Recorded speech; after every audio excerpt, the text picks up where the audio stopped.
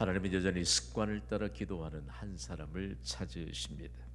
특히 예배의 자리에서부터 시작되는 기도의 습관은 우리 인생을 가치 있는 인생으로 단장해 줍니다. 우리 그리스도인의 한 사람 한 사람의 품격은요, 기도의 자리에서 결정이 됩니다. 오늘도 우리가 함께 좀 배워볼 텐데요, 우리는 배운 대로 가르치는 이와 같은 사명을 받은 자들입니다. 그러니까 우리가 얼마만큼 잘 배우느냐에 대단히 중요한 관건이 달려있다는 사실들을 기억하시고요, 우리에게는 여전히 천대까지 은혜를 베푸시는 하나님의 계약이 있습니다. 오늘은 10번째 계명 제10계명을 살펴보게 될 텐데요, 벌써 웨스트민스터 소교리 문답 강의를 시작한 지가 바로 20번째 시간을 맞이했습니다. 오늘 10계명을 살펴볼 텐데 기대감으로 가득 하나님이 채워주십니다. 우리 제10계명을 오늘 하나님께서 배우게 하시는데 79문을 우리의 역할을 따라서 읽도록 하겠습니다. 제10계명은 무엇입니까? 제10계명은 내 이웃의 집을 탐내지 말라. 내 이웃의 아내나 그의 남종이나 그의 여종이나 그의 소나 그의 낙이나 물은 내 이웃의 소유를 탐내지 말라입니다. 아멘. 우리가 주목해야 될 중요한 내용을 지나쳐서는 안 됩니다. 내 이웃의 집이라고 말씀하셨습니다. 내 이웃의 집은 이웃에 속한 모든 소유물을 말합니다. 여러분 어때요? 이웃이 소유하고 있는 것이 조금 탐나는 것이 좀 있습니까? 입장이 좀 곤란합니까? 탐나는 거 있는지도 몰라요. 쓸데없이 막 자랑하는 사람들을 보면 다른 사람 것이 탐나는 그와 같은 마음을 숨기는 경향이 있다고 합니다. 중요한 내용 하나인데요, 하나님은 이미 간음하지 말라는 7계명을 주셨고 도둑질하지 말라는 8계명도 주셨습니다. 그런데 왜 오늘 제10계명에 내 이웃에 속한 모든 소유물을 탐내지 말라라고 명령하셨을까요? 무엇이 문제일까요? 여전히 인간이 하나님과 맞서고 있는 탐심이 문제입니다. 자, 오늘 하나님과 맞서고 있는데 우리가 하나님과 맞서고 있는 그 중심에 뭐가 있느냐? 탐심이 있다는 말씀입니다. 여러분, 하나님과는 맞서야 될 상대가 아닌 줄 믿습니다. 순종하셔야 돼요. 순종하면 복이 임합니다. 순종하면 우리의 품격이 매우 높아져요. 그러니까 어쩌면 저분은 저렇게 향기로운 인생을 사는가 라고 하는 것에 대해 좀 사모하면서 탐심이 도대체 뭘까라고 하는 것인데, 탐심은 과도한 욕심입니다. 과도한 욕심 부리면 좀 보기가 그렇잖아요. 그렇죠? 부당한 욕심을 가진 것도 좀 보기가 그래요. 그래서 탐심은 타인의 물질, 명예, 지위, 이성, 이웃의 남성이나 이웃의 여성을 가지려고 하는 욕망을 일컬어서 탐심이라고 합니다. 탐심은 그래서 자기 자신만을 위해서 소유하고자 하는 욕구를 의미합니다. 결국 탐심은 모든 관계를 다 끊어 놓습니다. 탐심은 어쩌면 인간 본성의 한계를 깨닫게 해주는데요, 예수님을 찾아온 한 사람을 통해서 탐심에 대해서 예수님은 경고하셨습니다. 누가복음 12장 13절로 15절 말씀을 우리 한 절씩 좀 교독해 볼 텐데요, 제가 13절 읽고 여러분 14절 읽고 그리고 15절 읽을 텐데 성경을 읽는 게 반복돼야 합니다. 우리 잘 읽읍시다. 소리 높여서 제가 먼저 13절을 읽을게요. 무리 중에 한 사람이 이르되 선생님, 내 형을 명하여 유산을 나와 나누게 하소서 하니 이르시되 이 사람아, 누가 나를 너희의 재판장이나 물건 나누는 자로 세웠느냐 하시고 그들에게 이르시되 삶과 모든 탐심을 물리치라. 사람의 생명이 그 소유에 넉넉한 데 있지 아니하니라. 아멘. 탐심이 문제입니다. 탐심은 우리의 모든 애착을 대표합니다. 우리가 애착하는 것이 모든 만물의 소유자이신 하나님을 기쁘시게 할 것인가를 부지런히 살피는 자에게 은혜가 임합니다. 예수님을 찾아왔는데 형의 이 재산을 나누어 달게 하라. 중요한 내용은요, 형이 유산을 받았는데 그 유산에 관한 내용에 대해서 뭐 예수님도 잘 알고 계시고 뭐 동생도 잘 알고 있지요. 그런데 왜 이 동생의 부탁에 대해서 예수님이 탐심이라고 하는 것에 대해서 경고하셨을까요? 우리 함께 선포해봐요. 모든 탐심을 물리치라. 자, 탐심을 물리치라라고 하면서요, 중요한 내용 하나가 실제적으로 내가 무언가를 주장하는 것 같은데 그 배경이 탐심이라는 겁니다. 탐심은요, 형제의 관계도 다 끊어놓습니다. 탐심은요, 어쩌면 가족 간의 관계도 다 끊어놓습니다. 여기에 대해서 우리가 구체적으로 더 확대시켜서 해석하지 않아도 탐심은 모든 사람의 관계를 다 끊어놓습니다. 솔로몬 시대에 이스라엘이 부강했잖아요. 그런데 사람들이 더 모으기 위해서 완전하게 과도하게 아끼는 것입니다. 그랬더니 있는 것 하나님이 준 것도 못 누려요. 그러니까 더 궁핍한 사람처럼 산다.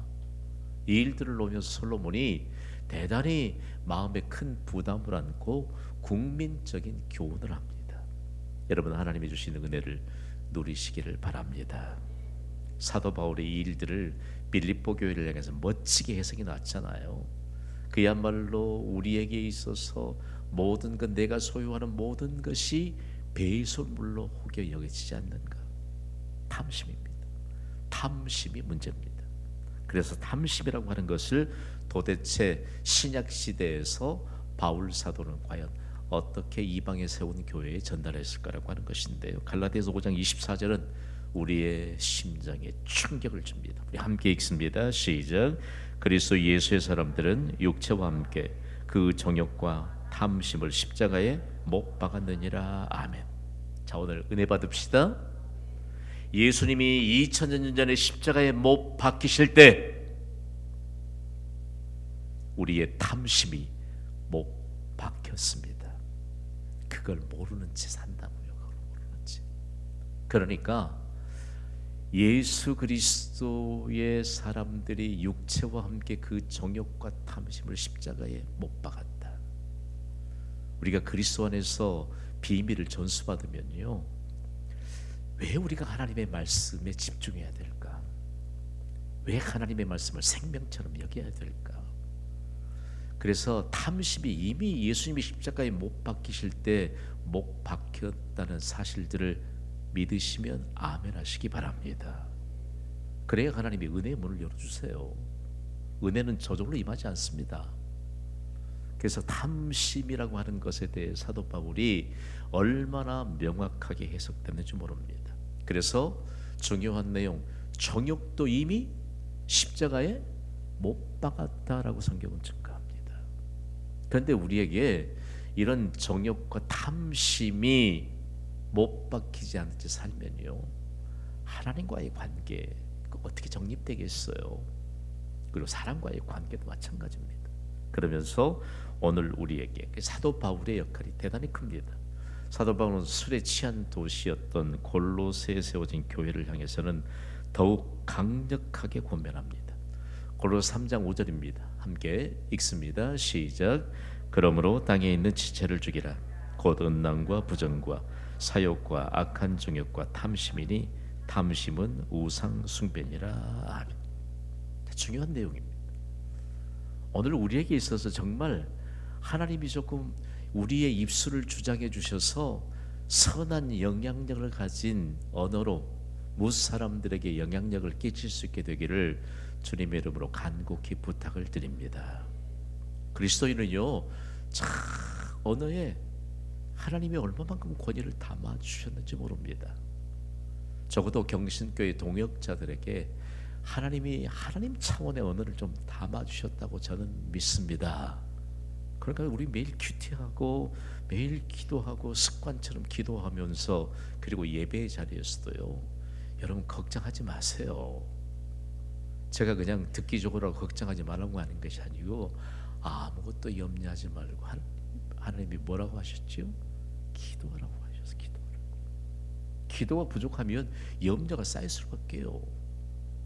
저는 정말 하나님이 부어주실 만큼만 기도의 헌신자들이 이곳을 통해서 배출되기를 주님의 이름으로 축복합니다. 정말이에요. 기도를 크게 해야죠. 우리 함께 선포해봐요. 크게 믿어라. 크게 기도하라. 정말이에요. 저는 크게 믿습니다. 크게 기도합니다. 그런데 크게 믿지 않고 기도가 크지 않으면요, 우리에게 탐심만 생긴다고요. 탐심만. 그러면 탐심이 우상 숭배다. 탐심이 하나님이 계셔야 될 자리에 자리 잡고 있다. 내가 하나님보다 더 우선시하는 것이 있다면 그것이 모두 우상입니다.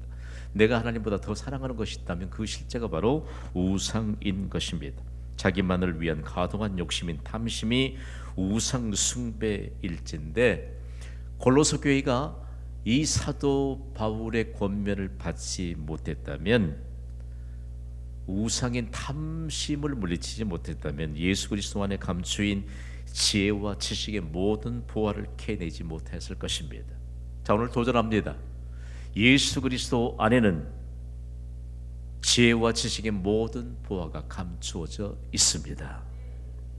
이 귀중한 메시지를 골로새 교회를 향해 사도 바울이 전달했다고요. 그냥 만들어진 얘기가 아닙니다. 그러니까 우리가 얼마만큼만 것을 캐내야 할 것인가 라고 하는 사실들을 가르쳐주고 있습니다. 다음 80문으로 함께 좀 넘어가 볼까요? 역할을 따라 읽습니다. 제10계명에서 요구하는 것은 무엇입니까?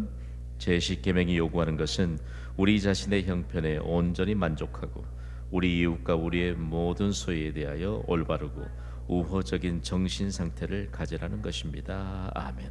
자, 만족은 무엇일까요? 여러분 만족하십니까? 무엇으로 증명하실래요? 하나님 한 분만으로 만족하십니까? 이 만족이에요. 하나님 한 분만으로 만족하지 못하면 만족은 없습니다. 만족 없어요. 하나님 한 분으로 만족하지 못하는데 무슨 만족이 있겠어요? 왜요? 근거를 좀 한번 대보세요, 김 목사. 이렇게 여쭤보면, 하나님은 모든 만물의 주인이십니다. 우리는 모든 만물의 주인이신 하나님의 상속자입니다. 그러므로 해야 될 것은 하나님의 주권을 인정하는 것입니다. 종교개혁자들이 왜 그들에게 전무후무하리만큼 하나님의 풍성한 은혜에 관해서 경험하게 했을까?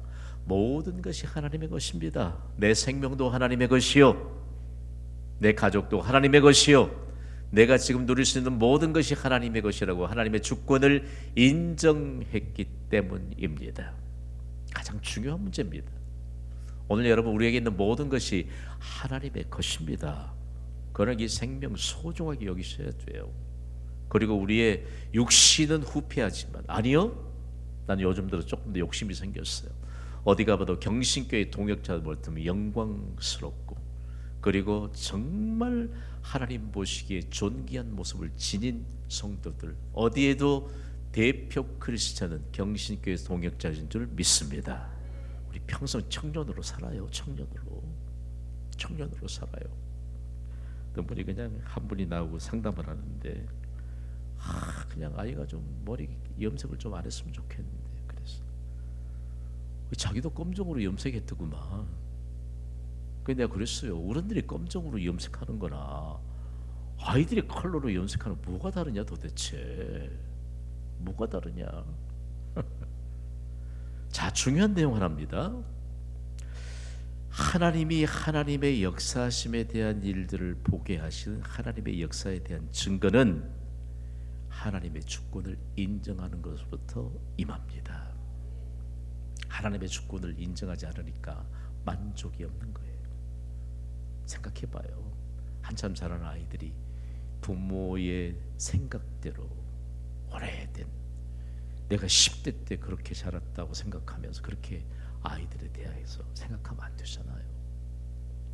오늘 우리에게 있어서 하나님이요, 영원토록 불변하는 것은 하나님의 말씀인 진리입니다. 진리가 우리를 자유케 합니다.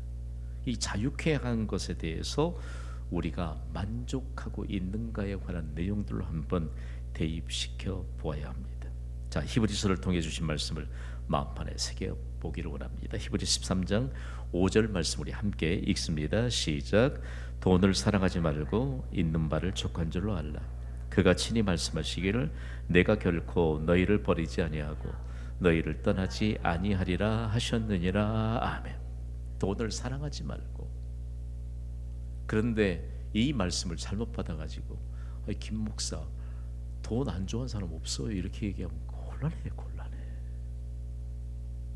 돈을 사랑하지 말고 있는 발로 족한 줄로 알아. 전혀 우리 동역자들의, 물론 저도 마찬가지입니다만, 돈은 삶에 응용되는 것, 필요한 것입니다. 하나님께 간구해야죠. 물질의 어려움을 당한 동역자들을 위해 기도할 때 그런 확신을 주세요. 확신을 주세요. 하나님이 오늘 우리에게 주신 이 말씀을 잘 받으셔야 합니다. 아무리 부어줘도 만족할 줄 모르는 사람은 그거 어떻게 해요? 어떻게 해야 돼요? 어떻게 도대체? 어떻게 해야 되죠? 물질의 주인은 하나님이십니다. 그런데 하나님께 만족하지 못하고 하나님의 주권을 인정하지 못하니 도대체 방법이 없다는 말씀입니다. 그래서 우리는 이웃의 관계를 좀 돌아봐야 되는데요. 교회를 통해서 이웃과 함께하는 그리스도인의 삶을 증명해야 되는데 하나님의 주권을 인정하는 한 사람의 그리스도인들을 통해서 하나님을 만족할 수 있게 하시고, 그리고 이 하나님을 향해 만족을 삶으로 증명해 보이는 것이 어떻게 펼쳐져 가느냐, 이웃에게 펼쳐진다는 말씀입니다. 중요합니다. 야곱이 12아들들 중에 요셉을 축복하면서 요셉은 담장 넘어 뻗은 가지라고 말합니다. 중요한 문제입니다. 우리 집안에 감나무가 튼실한 열매를 맺고 가지가 쭉 뻗어서 이웃집 담장을 넘어갔습니다. 이웃집 담장 넘어간 그 과일 열매는 법적으로 누구의 것일까요? 잘 모르시겠어요? 이웃집의 것이 이웃집의 것. 따먹어도 돼요. 중요한 내용 하나, 우리가 이웃집에서 넘어온 그 과일이나 욕심내면서 바라보는 존재가 아니라 열매를 많이 맺으시기를 바랍니다. 담장으로 넘겨줘야 돼요. 이게 교회가 할 일입니다. 그래서 오늘 우리에게 있어서 이 내용에 대해서 얼마나 중요할까라고 하는 것인데요. 바울 사도의 서신을 보면 실제적으로 탐심을 물리친 이 배경을 전적으로 하고 있습니다. 저는 오늘 10계명에 대해서 함께 깊이 묵상하고 연구하면서 참 이 바탕이 사도 바울에게 있었다. 로마서 12장 15절은 구체적으로 이 내용을 증거합니다. 우리 함께 읽습니다. 시작. 즐거워하는 자들과 함께 즐거워하고 우는 자들과 함께 울라. 아멘. 자, 높아시면서 사촌이 논을 사는데 왜 내 배가 아프냐고요. 교회 안에도요, 정말이에요. 한 동역자가 정말 기도하면서 하나님이 은혜를 부어주시면 우리 다 함께 기뻐해야 합니다. 다 함께 기뻐해야 돼요. 정말 좀 기울어서 정말 우리로 눈물로 함께 좀 기도해야 될 그런 상황이면 함께 기도해야 합니다. 이것이 얼마나 중요한 것인가라고 하는 것인데요. 탐심을 물리치면 이와 같은 수평적인 관계를 통해서 다 드러낼 수 있다는 말씀입니다. 이제 81문으로 함께 좀 넘어가 볼까요? 역할을 따서 함께 읽습니다. 제10계명에서 금하는 것은 무엇입니까? 제10계명이 금하는 것은 우리 자신의 재산에 대한 모든 불만과 우리 이웃의 재산에 대해 시샘하고 배아파하는 것과 이웃이 가진 어떤 소유에 대한 모든 과도한 충동이나 애착입니다. 자, 오늘 뭐 배 아프단 말 좀 세게 들읍시다. 여러분이요, 여러분의 영혼이 잘됨 같이 범사가 잘 되기를 주님의 이름으로 축복합니다. 여러분도 저를 그렇게 축복해 주세요. 그렇게 축복해 주세요. 우리가 뭔가 원리 하나를 놓치고 있기 때문이에요. 원리 하나를 놓치기. 중요한 내용 하나를 우리에게 가르쳐 주는데, 그렇다면 우리가 가진 불만은 도대체 뭘까요? 바울 사도는 디모데전서 6장 8절에 이렇게 증거합니다. 함께 읽어봅시다. 시작. 우리가 먹을 것과 입을 것이 있은즉 족한 줄로 알 것이니라. 아멘. 이 말씀을 좀 적용해 보면요, 사도 바울이 이 말씀을 기록할 때 사실 두 벌 여벌의 옷이 없는 사람들이 태반이었습니다. 근데 올 지난 겨울철에 한 번도 입지 않은 옷 있지요? 우리 집에도 있습니다. 있어요. 여러 벌의 옷이 있어요. 자, 우리가 먹을 것과 입을 것이 있은즉 족한 줄로 알 것이니라라고 말씀합니다. 하나님은 악인의 형통함을 부러워하지 말라고 합니다. 근데 왜 악인의 형통함?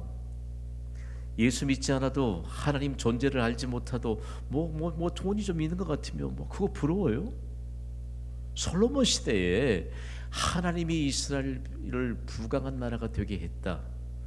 그러면서 솔로몬이 전곡을 찌를 듯한 내용으로 이스라엘 백성들을 주님의 심정으로 권면하는데 악인의 형통함을 부러워하는 사람들이 있을까? 여러분, 교회 안에서요 이제 부러워할 거 하나가 있어요.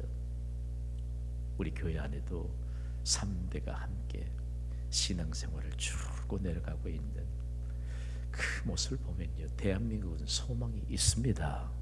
지구촌도 소망이 있습니다. 부러워하세요. 진짜예요. 정말 부러워하세요. 그러면서 오늘 우리에게 있어 어떤 하나님의 역사에 관한 내용들을 가르치고 있을까라고 하는 것인데요, 선한 일의 결과가 아닌 악한 일에 대한 결과를 보고 부러워하면 이긴 거예요, 진 거예요? 이미 진 것입니다. 선한 일의 결과도 아닌데 악한 일의 결과를 보고 부러워해요? 이미 진 것이지요.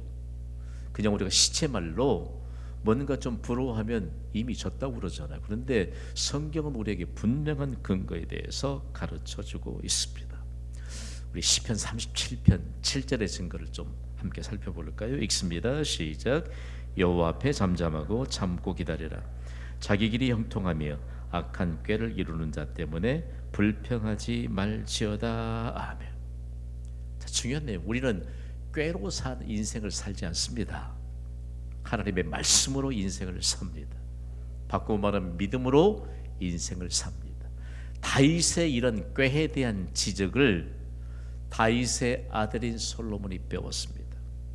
솔로몬은 전도서 9장 27절에 말하기를 하나님은 사람을 정직하게 지으셨으나 사람이 꾀를 내었다라고 명확하게 진단했습니다.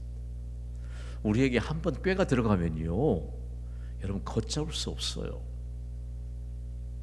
꾀가 들어가서 이것이 습관으로 굳어지면 실제적으로 하나님은 이 시대에도 우리가 주일 예배를 통해서도 하나님 앞에 함께 찬양하는데 하나님이 찾으시는 그 한 사람 예배자를 하나님이 찾으십니다. 그런데 예배를 좀 소홀히 하려고 꾀를 부리면요, 이건 걷잡을 수 없습니다. 얼마나 찬양 한 곡에 담아둔 그 믿음의 고백이 많은 사람들을 예배의 자리를 사모하게 하는지 모릅니다. 우리가 사모할 것이 도대체 무엇일까라고 하는 것인데요, 여러분, 선한 일의 결과가 없는 악한 사람들의 이 삶을 통해서 부러워할 것이 하나도 없습니다. 정말 부러워할 것이 하나도 없습니다. 여러분, 믿음이 제일인 줄 믿습니다. 믿음으로 승부수를 내면 됩니다. 믿음으로 승부수를 내면 하나님의 영광이 임합니다. 하나님의 마음에 꼭 맞는 사람이었던 다윗도 한때 탐심을 물리치지 못했습니다. 결국 범죄하였습니다. 하나님이 나단 선자를 통해서 다윗 왕을 책망하셨습니다. 사무엘하 12장 9절 말씀입니다. 우리 함께 읽습니다. 시작. 그러한데 어찌하여 내가 여호와의 말씀을 업신여기고 나보기에 악을 행하였느냐. 내가 칼로 햇사람 우리아를 치되 암몬 자손의 칼로 죽이고 그의 아내를 빼앗아 내 아내로 삼았도다. 성경은 이 일에 대해서 다윗이 유일하게 하나님 앞에 범죄한 사건이라고 증거하고 있습니다. 탐심. 왜 갖고 싶었을까? 왜 갖고 싶었을까요? 다윗을 통해서 두고 교훈합니다. 왜 충성스러운 다윗의 신하 우리아의 아내를 탐했을까? 그리고 우리아의 이 생명마저도 적군에게 내어줘서 살인죄를 범하는 이런 상황이 이끌어내냐라고 하는 것입니다. 다윗이 좀 한가했습니다. 일이 없으니까 낮잠 실컷 자고 뒤금 내다보니까 이웃집의 여인이 목욕하는 것을 보았거든요. 여러분, 바쁘게 사시기를 바랍니다. 한가하면 일 생겨요. 그리스도인은 바쁘게 살아요. 바쁘게 사는 사람처럼 자신감이 넘치는 사람 없고요, 바쁜 사람처럼 멋있지 않은 사람이 없어요. 경신교회 오면 다 바쁜 삶을 삽니다. 그러니까 정말 뚜렷하게 경신교회 동역자들은 정말 아름다우시잖아요. 멋있잖아요. 회개할 자들은 회개해야 될지도 모르겠어요. 쉴 시간 계산하고 어떻게 하면 이런 궁리 속에 빠지면요, 하나님은 별로 기뻐하지 않습니다. 미대륙에 대각성 부흥을 일으켰던 18세기에 영국에서 건너왔던 조지 휘필드 목사는요, 정말 그가 왜 영국 땅에서 태어나고 소명을 받고 미대륙에 건너와서 조나단 에드워즈와 함께 더불어서 대각성 운동을 펼치면서 왜 그 땅에서 생명을 완전히 쏟아부으면서 천막 집회를 거듭하면서 그 천막 집회 기간 동안에 하나님의 부르심을 받았잖아요. 그러면서 죽음 직전에 남겼던 말, 하도 피곤해 보이니까 그래도 사람들이 천막에 모이고 복음을 듣고 영원한 생명을 갖는데 그가 그 좀 쉬라고, 너무 피곤하지 않냐고, 그러나 얼굴에 항상 미소를 머금고 정말 활기찬 그런 모습으로 그런 말을 남겼잖아요. 나는 녹이 슬어 없어지는 존재가 아닌 달아서 없어지는 향기로운 존재가 되리라. 그 말 남기고 영원한 하나님의 품으로 옮겨갔습니다. 여러분, 바쁜 게 복이에요. 북왕국 이스라엘 악한 왕이었던 아합은 나봇의 기름진 포도원을 갖고 싶은 탐심이 생겼습니다. 결국 그 탐심 때문에 자기 인생에 불명예를 안기고 말았습니다. 열왕기상 21장 4절 말씀의 증거를 우리 함께 읽어보겠습니다. 시작. 이스라엘 사람 나봇이 아합에게 대답하여 이르기를 내 조상의 유산을 왕께 줄 수 없다 하므로 아합이 근심하고 답답하여 왕궁으로 돌아와 침상에 누워 얼굴을 돌리고 식사를 아니하니. 아니, 백성들을 돌보기에 바빠야 될 왕이 그 나봇이라고 하는 사람이 조상 대대로 기업으로 물려받은 그 기름진 포도원이 욕심이 나서 달라고 하니까 조상적으로 받은 그 기업은 물을 수가 없습니다. 남에게 팔지도 않아요. 생명처럼 여겨요. 줄 수 없다고 하니까 세상에 째째하게, 죄송해요, 이런 표현 한번 써야 되겠지, 짜잔하게 왕이 돼가지고 말이에요, 식음을 전폐하고 드러누워요. 그랬더니 정말 악한 왕비 이세벨이 한술 더 뜹니다. 사람들과 공모해가지고 그야말로 나봇을 완전히 나쁜 사람으로 궁지로 몰아가더니 모함을 해서 돌에 맞아 죽게 합니다. 결국 포도원이 자기 것이 됐지만 하나님의 무서운 진노는 피하지 못했습니다. 그때요, 아합 왕이 즉시로 깨닫고 회개합니다. 그 회개했는데 얼마나 진심으로 회개를 했든지 하나님이 기회를 주는데 내 때에는 진노를 내리지 않겠다. 그러나 그의 아들의 때 무서운 진노. 여러분, 오늘 우리가요, 정말 이 탐심이라고 하는 것이,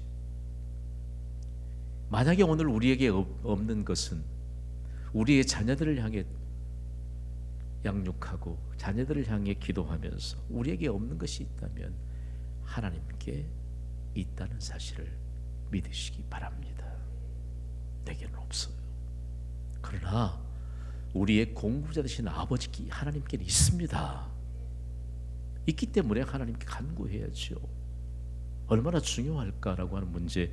왜 믿음의 부모가 자녀들을 양육할 때 그렇게 하나님 앞에 은혜의 보좌 앞에서 기도하면 그렇게 하나님의 부어주시는 은혜를 거부할 수 없을 만큼 밀려오는 것은 우리의 중심을 꿰뚫고 계시기 때문입니다.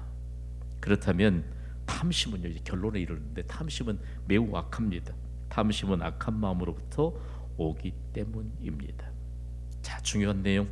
바울 사도는 탐심으로 가득한 도시 데살로니가에 세워진 데살로니가 교회를 향해 하나님의 뜻이 무엇인가를 전하였습니다. 항상 기뻐하라, 쉬지 말고 기도하라, 범사에 감사하라. 이것이 바로 그리스도 예수 안에서 너희를 향하신 하나님의 뜻이라고 전달했습니다. 그러면서 악한 마음이 자라지 못하도록 강력하게 호소합니다. 다 함께 읽습니다. 시작. 악은 어떤 모양이라도 버리라. 아멘. 어떤 모양이라도 악은 버려야 합니다. 하나님의 뜻입니다. 저는요, 스위스의 국제도시의 개혁자였던 칼빈을 너무 존경합니다. 그가 얼마나 악한 생각, 그리고 악한 모양, 그리고 악의 모든 요소를 버리라고 가르쳤는지 모릅니다. 그는요, 사람이 과식하는 것도 죄다고 가르쳤습니다. 여러분, 너무 많이 드시지 마십시오.